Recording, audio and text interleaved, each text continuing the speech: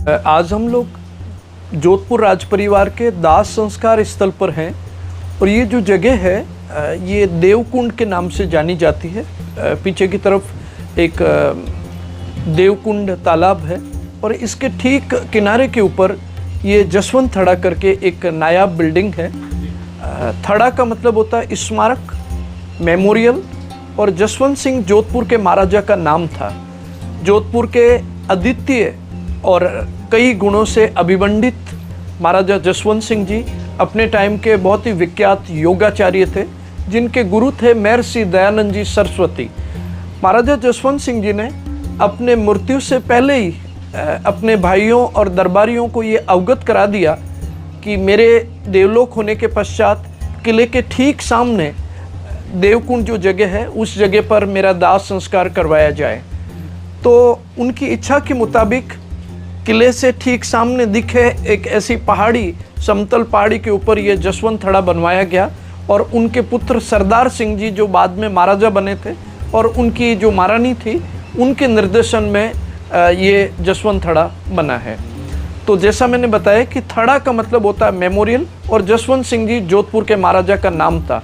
इसको मारवाड़ का ताजमहल के नाम से जाना जाता है। उस वक्त में इसकी जो लागत है वो 2,85,000 और कुछ रुपए के समकक्ष इसकी लागत आई थी। तो हम अंदर से भी देखेंगे और जिस तरह से ताजमहल के लिए मार्बल काम में आया उसी तरह का मकराना जो मार्बल है उससे ये जसवंत थड़ा बना हुआ है। खूबसूरत नक्काशीदार जालियाँ, जरोके, और ताजमहल दुर्भाग्य से जिन कारीगरों ने बनवाया उनके हाथ कटवाए गए, लेकिन जसवंत थड़े में बनने के बाद में किसी के भी हाथ नहीं कटवाए, बल्कि उस वक्त में मारवाड़ के लोकल जो कारीगरों हैं के द्वारा ये जसवंत थड़ा बनवाया गया। और ये बहुत ही खूबसूरत, सबसे ज़्यादा पर्यटक किले के बाद में जसवंत थड़ा देखने आते हैं। जोधपुर के महाराजा जसवंत सिंह जी जो थे उन्होंने जसवंत सराय, जसवंत सागर डैम, जसवंत कॉलेज और रायका बाग रेलवे स्टेशन, ये सब उनकी देन है।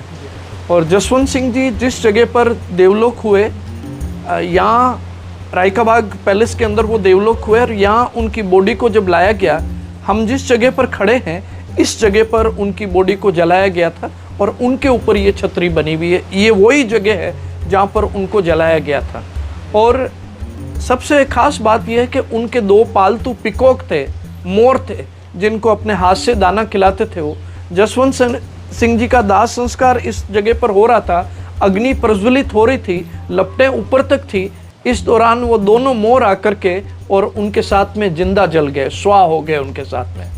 तो जसवंत सिंह जी का एक बहुत ही फेमस किस्सा है कि महाराजा जसवंत सिंह जी ने अपने सभी दरबारियों, महारानियों और अपने बेटे को पहले ये अवगत करा दिया कि मेरे शरीर के ऊपर जो भी ऑर्नामेंट्स है, मेरी डेथ जब हो उसमें मेरे साथ ही जला दिए जाए वो सब।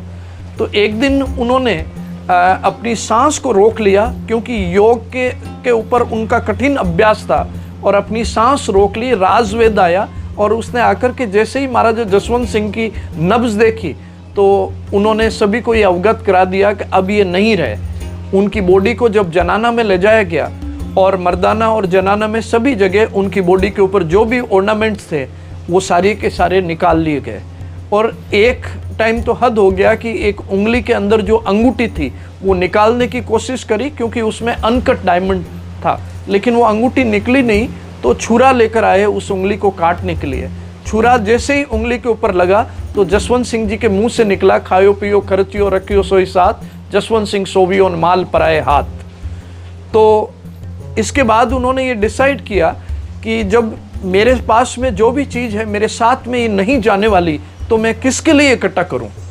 तो अपने मरने से पहले उन्होंने खूब सारा दान पुण्य किया और जोधपुर शहर के विकास के लिए उन्होंने कोई कसर नहीं छोड़ी। आज का मारवाड़ के अंदर जो रेलवे है वो महाराजा जसवंत सिंह जी की देन है, और उन्होंने बहुत सारी नायाब बिल्डिंग्स से जोधपुर को सजाया संवारा, और आखिर में उनकी इच्छा के मुताबिक किले के ठीक सामने ये जसवंत थड़ा बनवाया गया। जैसा कि पूर्व में मैंने आपको निवेदन किया, राव सिया जी से लेकर के और राव चुंडा जी तक के जो शासक थे, यानी मारवाड़ की जो 13 पीढ़ियाँ हैं, वो सब के सब युद्ध क्षेत्र में युद्ध करते हुए वीर गति को प्राप्त हुए, इसलिए मारवाड़ के इस राजवंश को कहते हैं रणबंका। यानी हिंदुस्तान का ये पहला राजवंश है जिसकी 13 पीढ़ियाँ युद्ध करते हुए काम आई।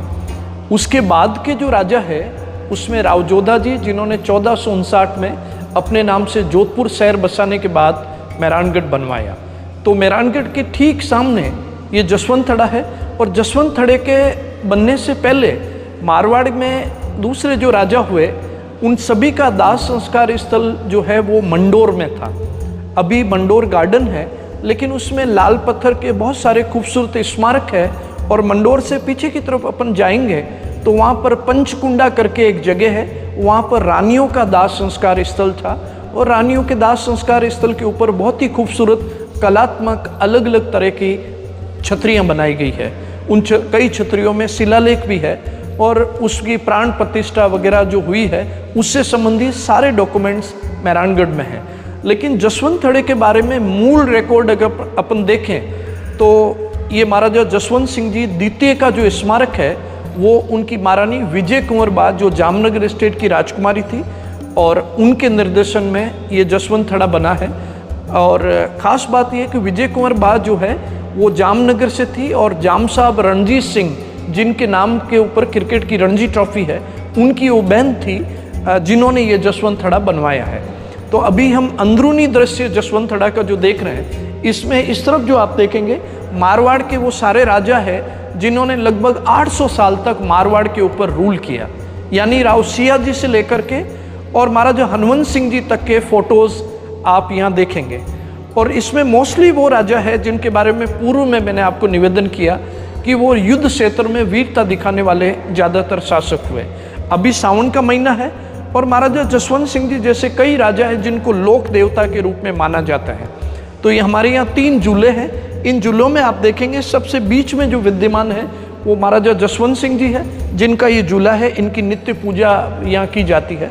और इन्हीं के बराबर में आप देखेंगे उनके पुत्र हैं महाराजा सरदार सिंह जी, जिनके नाम के ऊपर सरदारपुरा, सरदार मार्केट, सरदार सुमन और भी कई जो है। तो महाराजा सरदार सिंह जी के 3 पुत्र थे, जिसमें सबसे बड़े बेटे थे महाराजा सुमेर सिंह जी, जिनका आप इस तरफ देख रहे हैं पालने के अंदर। और सुमेर सिंह जी के बाद में महाराजा उमेश सिंह जी हुए। उमेश सिंह जी की फ़ोटोज़ उस तरफ आप देखेंगे। उमेश सिंह जी के महाराजा हनुमंत सिंह जी हुए, और हनुमंत सिंह जी के अभी वर्तमान महाराजा गज सिंह जी है, जिनका निवास उमेद भवन पैलेस में है। तो ये जसवंतथड़ा जो नायाब खूबसूरत मार्बल का बना हुआ, इसकी खास बात यह है कि अभी सूर्य यानी धूप नहीं है। आप इस तरफ से देखेंगे तो पीछे से मार्बल से ट्रांसपेरेंट लाइट आती है। अगर अपन देखते हैं बाहर अगर कोई खड़ा है तो अगर सूर्य एकदम प्रचंड उसकी गर्मी हो या सूर्य की एकदम चमक हो, तो इन सभी जो मार्बल से ट्रांसपेरेंट लाइट आती है। ऐसा लगता है कि पीछे की तरफ से कोई लाइट लगाई गई हो, इस तरह की ये आपको देखने को मिलेगा। और उस वक्त में जसवंतथड़े की टोटल जो कॉस्ट है वो 2,85,000 और कुछ 100 रुपये उस वक्त में लागत आई थी। तो मकराना का खूबसूरत मार्बल जो है इसमें लगा हुआ है। जिस मार्बल का ताजमहल बनाया गया है उसी तरह का मार्बल इसमें यूज़ लिया गया है। वैसे जोधपुर के वीर राजाओं में कई राजाओं का नाम इतिहास में स्वर्णाक्षरों में दर्ज है। उन्हीं में एक है राव मालदेव। तो इनके टाइम में मारवाड़ राज्य का सबसे ज़्यादा विस्तार हुआ। हरियाणा का हिसार और पाकिस्तान का सिंध इनके अंडर में था। यानी मेहरानगढ़ में बैठ करके राव मालदेव हिसार और सिंध तक शासन करते थे। तो इनके वीरताओं के कई किस्से जो है बहुत ही फेमस हैं। उसमें शेरशाह सूरी ने जब मारवाड़ के ऊपर अटैक किया था, उस टाइम का एक है कि इनसे जब युद्ध हुआ, इनके 2 सेनापति थे जेता कुंपा, उनसे गिरी सुमेल का जो युद्ध है वो इतिहास में हल्दी घाटी से भी ज़्यादा प्रचंड युद्ध माना जाता है। कि राव मालदेव जी की जो सेना थी या जिसके सेनापति जेता कुंपा थे, उनके पास में मुश्किल से 20-25 हज़ार की फ़ौज थी और सामने लगभग 1 लाख की फ़ौज थी। और 1 लाख की फ़ौज को लगभग उन्होंने पराजित कर दिया। लेकिन शेरशाह सूरी की एक दूसरी जो फ़ौज थी वो अजमेर में थी और वो तत्काल वहाँ पर पहुँच गई, जिसकी वजह से उनकी जो जेता कुंपा उस युद्ध में वीर गति को प्राप्त हुए और मारवाड़ के बड़े बड़े जो सेनापति थे वो सब उस युद्ध में वीर गति को प्राप्त हो गए।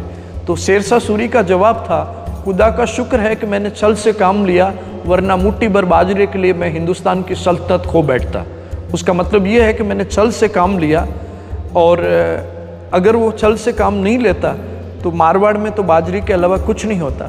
तो उसका ये कहना था कि एक मुट्ठी भर बाजरे के लिए मैं हिंदुस्तान गंवा बैठता अगर मैं छल से काम नहीं लेता। तो यही वो यशस्वी मालदेव जी है जो सबसे वीर राजा हुए, जिनके टाइम में लगभग आज का आधा जो राजपूताना है, जो यानी हरियाणा में चला गया हिसार, पाकिस्तान में चला गया सिंध, ये सब जो है मारवाड़ का हिस्सा था, मारवाड़ का पार्ट था।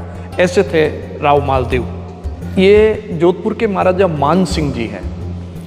अगर मारवाड़ के इतिहास की वो लाइन देखें जिसमें अगर जोधा जी से शुरू करें अपन, तो उनमें सबसे लिटरेरी यानी कवि, साहित्यकार, इतिहासकार, कई भाषाओं के जानकार और कवियों के कदरदान अगर कोई हुए तो मान सिंह जी हुए। उन्होंने खुद ने कई सारे ग्रंथ लिखे हैं, संस्कृत, ब्रज भाषा, उर्दू, डिंगल, पंजाबी, इन सब भाषाओं के वो उस वक्त में जानकार थे। एकमात्र ऐसे राजा थे जिन्होंने एक ही दिन में 61 चारणों को गांव दिए जागीर में, और हाथी के ऊपर बैठा करके खुद किले से बाहर तक पैदल छोड़ने के लिए गए।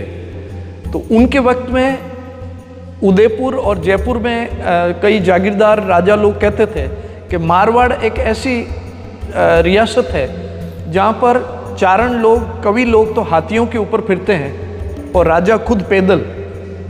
तो ऐसे कदरदान थे। इनके वक्त का एक बहुत ही फेमस किस्सा है कि एक निर्धन चारण थे, तो जिनके वक्त में जैसा मैंने निवेदन किया कि 61 चारणों को गांव मिले हैं, तो एक निर्धन चारण थे, उनकी 4 पुत्रियां थी और वो विवाह योग्य हो गई, लेकिन वो निर्धन थे चारण, उनके पास जागीर नहीं थी, पैसा नहीं था। तो किसी ने उनको बताया जाकर के कि आप जोधपुर के महाराजा मान सिंह जी के पास जाएं जो कवियों और चारणों के कदरदान हैं, तो उनको आप कविता और दोहा कुछ सुनाएं तो वो बहुत राजी होंगे और आपको इतना कुछ दे देंगे जिससे कि आपकी पुत्रियों का विवाह हो जाए। लेकिन ये जरूरी नहीं है कि चारण कुल में पैदा हुए और कवि हो, सबके सब कवि नहीं होते, सबके सब साहित्यकार नहीं होते। तो वो चारण महोदय ने पूरी रात भर सोच करके और एक तुकबंदी तैयार की और सुबह मान सिंह जी के दरबार में वो गए और उन्होंने मान सिंह जी को निवेदन किया कि मानड़ा रे मानड़ा कर दे मेरा कामड़ा, होगा तेरा नामड़ा दे दे मुझको गामड़ा। तो इसका मतलब ये है कि हे मान सिंह, मेरा एक काम कर, मेरे को गांव दे दे, तेरा बहुत नाम होगा। तो अगर अपन दोहे के हिसाब से देखें तो वो बहुत ही फूड़ दोहा था, लेकिन मान सिंह जी चूंकि चारणों के कदरदान थे तो उस वक्त में बांकीदास जी उनके सलाहकार हुआ करते थे। उनको उन्होंने आदेश दिया कि ये चारण महोदय है, इनको 1000 सोने की मोहरें दे, यानी सोने के सिक्के दें और ऊपर से 25 पैसा भी इनको दीजिएगा। तो वो चारण महोदय जिनको 1000 सोने के सिक्के दिए, ऊपर से 25 पैसे, उन्होंने कहा कि हुजूर हुक्म ये जो है 1000 सोने की मोहरें, कि 1000 सोने की मोहरें इसलिए दे रहा हूँ कि आप जाति के चारण हो, और 25 पैसा उस दोहे की कीमत जो आपने अभी मुझे सुनाया है। तो ऐसे थे जोधपुर के महाराजा मान सिंह जी, जिनके अनेकों अनेक किस्से फेमस है। सबसे लिटरेरी महाराजा मान सिंह जी थे। इनके टाइम के बहुत सारे फाग, जो पुष्करना ब्राह्मणों में फागण गाए जाते हैं फाग के अवसर पर, वो सारे फागण महाराजा मान सिंह जी के रचित हैं। जिस तरह से कई जो भक्त कवि हैं उनके भजन फेमस है, मीराबाई के जैसे भजन हैं, उसमें हर एक भजन के पीछे है मीरा के प्रभु गिरधर नागर, उससे ही पता चलता है कि मीराबाई का रचित भजन है। तो इसी तरह पुष्करना ब्राह्मणों और अन्य जातियों में प्रभाती सुबह के टाइम में जो गाते हैं प्रभात में, उस भजन के पूरा गाने के बाद में उसके पीछे छाप लगी है राजा मान जस गायो। तो इस तरह के बहुत सारे भजन हैं वो मान सिंह जी ने स्वयं लिखे हैं। तो उनके भजनों की, उनके वाणियों की, उनके फागों की बहुत सारी पुस्तकें भी छप चुकी है। तो ऐसे थे विद्वान जोधपुर के महाराजा मान सिंह जी।